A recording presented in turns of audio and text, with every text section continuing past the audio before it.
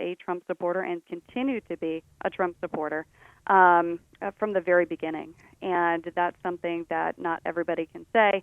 I do have ties to the administration, actually having done some work just as recent as last week in Arizona with Vice President Pence. So I do believe in the policies that this administration has put forth, and will continue to advocate for those, and in such a way that benefits Mainers. It's all about Mainers and the best interest of them. So that's something I'm looking forward to. Crisscrossing our state, as you know, CD2 is 80% of our state. And it's a huge area to cover. But that's something that I'm really looking forward to. Adrienne Bennett is with us. She is the newest candidate in the race for the Republican nomination for Congress in the 2nd District. What drives you, Adrienne, to run? What is it about this seat that makes you want to possess it and do what you can for the people of Maine? Well, you said it. It's the people of Maine. And I have to have a purpose in everything that I do. And I can't tell you that when I was in high school and college, I knew where I was going to be today. I don't think anybody knows, but I knew I had a passion for communications, and I had the drive and motivation that set me apart from many people. And I think that was because of my upbringing. And I came from a home that didn't have indoor plumbing. I had to go up to the neighbors and get water because we didn't have water that was drinkable from our well. And, those are things that many people take for granted, but also many other Mainers can relate to in Congressional District 2, because they are hard and they get things done. And they don't complain. They just do their job. They put their head down. They, want to do the best for themselves and their family. And that's exactly what I did. I put myself through college, and I wanted a better life for me and my family as I moved forward. And I think every Maine family can have that opportunity. And with hard work, it can be done. But also, there are policies that are put in place that either hinder business in our state or help. And those, are things that impact real families. And politicians often live in a bubble, and they don't recognize the unintended consequences of legislation that they're putting forth. So I've had a unique opportunity to meet with thousands of Mainers through my 2 careers, both at Channel 5 in the Bangor area as a reporter and as the spokesperson for Maine's, who I like to say is the nation's most colorful governor. Yeah. He's all of that in a bag of chips, that's for sure, Adrienne. He is wonderful. He was one of the first people whom I called, and, I wanted his advice. I had his mentorship for almost 7 years, and that was a tremendous opportunity for me. And I learned a heck of a lot being thrown into that fire, and I grew along the way. And it allowed me to meet many Mainers, understand what the issues were that meant to them or meant the most to them. And, we came up with solutions to try to help them as best we could. Adrienne Bennett is with us. She is in the race for the Republican nomination for the 2nd District seat. Her website, Adrienne2020.com. That's ADRIENNE 2020.com. And one of the things... you know what? What? You know what, Mike? If people can't spell my name, which is fine, because, throughout my life, there have been many iterations of it, takebackmaine.com Oh, okay. as well. That's even better. And that's something that's really easy to remember. But if, Adrienne 2020 is something that slips your mind, Take Back Maine is another one. All right. Good to know. Take Back Maine is another one. Takebackmaine.com. And on your website, whether it's what you just said or Adrienne2020.com, on the top you have, home and meet Adrienne, and I want to get to that. But issues, and some of the issues you mentioned here, I want to go to issue 3, where you have listed on your website, investing in rural infrastructure. It's an issue that's talked about all the time, about the role of government in doing this. We know that in Maine, especially in your district, Adrienne, and CD2, that infrastructure, internet access, broadband isn't what it could be. What is government's role there, along with the private sector, to change this in your mind? Well, we have to find some common ground, and we need to first realize that we're still governing, or we have been for quite some time, governing from extremes. And we need everybody to have a seat at the table and have a conversation that makes sense. I found that in my work in government, we often want the same things. And whether it's in our communities, in our homes, we want Maine to prosper. We want our families to be successful. And we need to come up with solutions by way of not necessarily compromising, but figuring out what the end game is, having the conversations, and then putting forth sensible and sound legislation.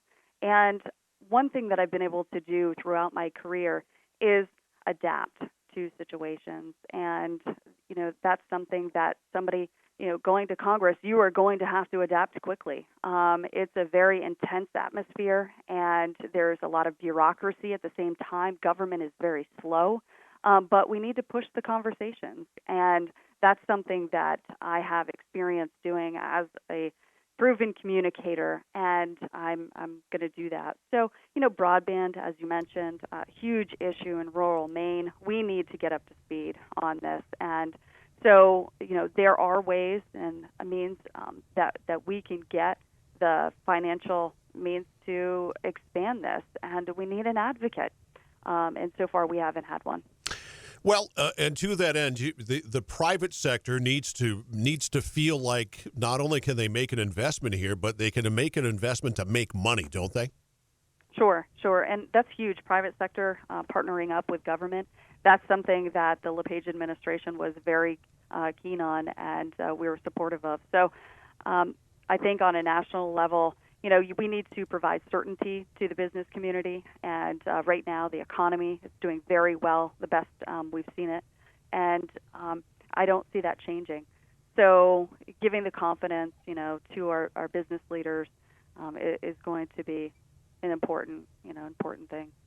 Adrienne Bennett is with us. She has announced this morning that she is in it to win it. She is going to run for Congress, is running for Congress for the Republican nomination in the 2nd District. You had as you mentioned in your role as press secretary for the nation's most colorful governor, you had some opportunities, many of them, to, damage control or to clear up things. How does that help you on the firing line, say at debates and other instances where you're sort of, on the firing line? You feel like you're more than prepared for it. Now, also, a little TV background doesn't hurt either. Yeah, I do think I'm more than prepared for it. And first and foremost, it's about being honest with Maine people and telling them what the facts are. So we're in a day and age, of course, where social media and the internet can provide a plethora of information, misinformation, and everything in between. So having that experience as a reporter, it gives me a leg up in a sense, and also being a spokesperson for colorful, controversial, whatever you may want to call him. I was somebody who was able to articulate and communicate in layman's terms to Mainers about what was going on.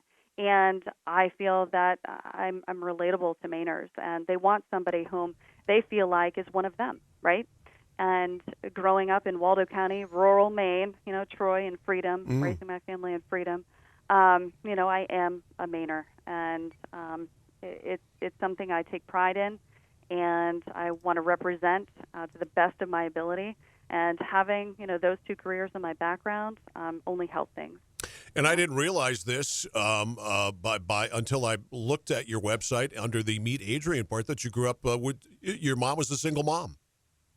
Yeah, she was. For the most part, she was married for a little bit to my stepfather when we lived in Troy. Mm-hmm. So I graduated from Mount View, which is in Thorndike, and my daughter, she ended up graduating from there. My stepdaughter as well. Raised our family there in Freedom.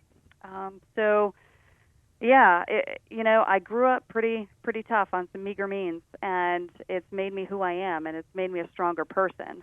Some people I tell the story to, and they don't know quite how to respond because I say, I didn't have indoor plumbing. I could see outside the walls. There was no sheetrock in the house that we lived in, insulation.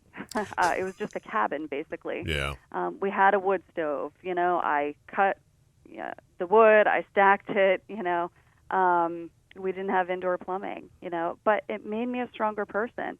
And, I didn't have it all. Nothing was ever given to me. So hard work, that was not an option. I mean, it was the only option. Right.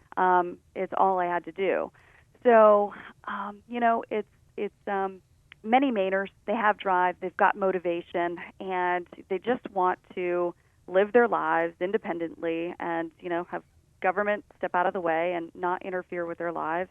I've learned along the way that, when you work hard and you're informed on the issues and, like myself, I had an opportunity to learn the inner workings of government and, how that machine works.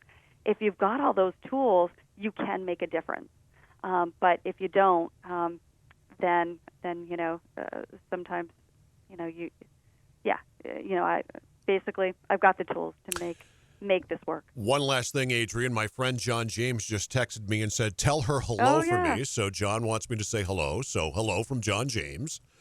Wonderful. He's a great guy. And I started my radio career at 92 Moose when he was there. So I'm very fond of him. And, actually was one of the last times I saw him was out on the range at Summer Haven. Right. Well, in Augusta.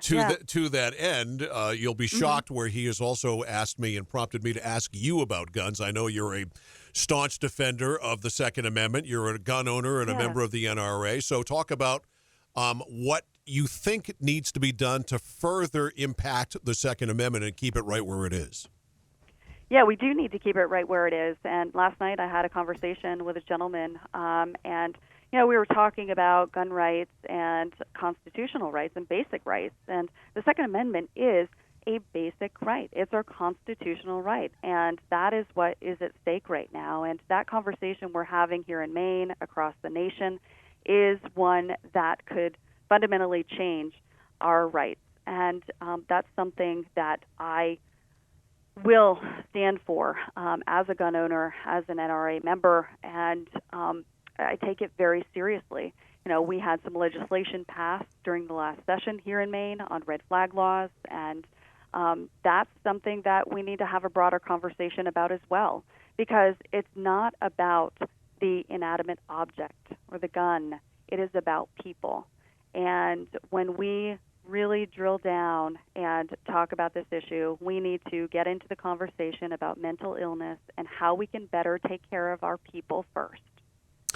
Well, I'm delighted to hear you say that, because it's always where I end up on this issue, and it's something that we have failed to do as a people when it comes to this issue with gun violence and so forth and so on. Adrienne, we're out of time. I'm going to let you go.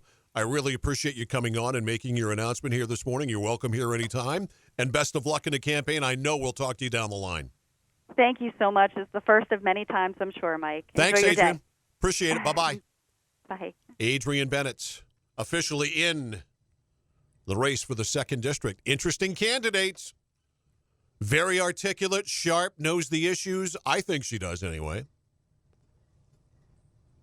Different role, though.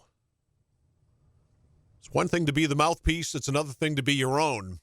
But I think she's going to be fine. Interesting candidate. I think it's a wide open thing here. Wild card, as Mike Shepard said, I don't know. She might be more than that. 8:34. Break for news.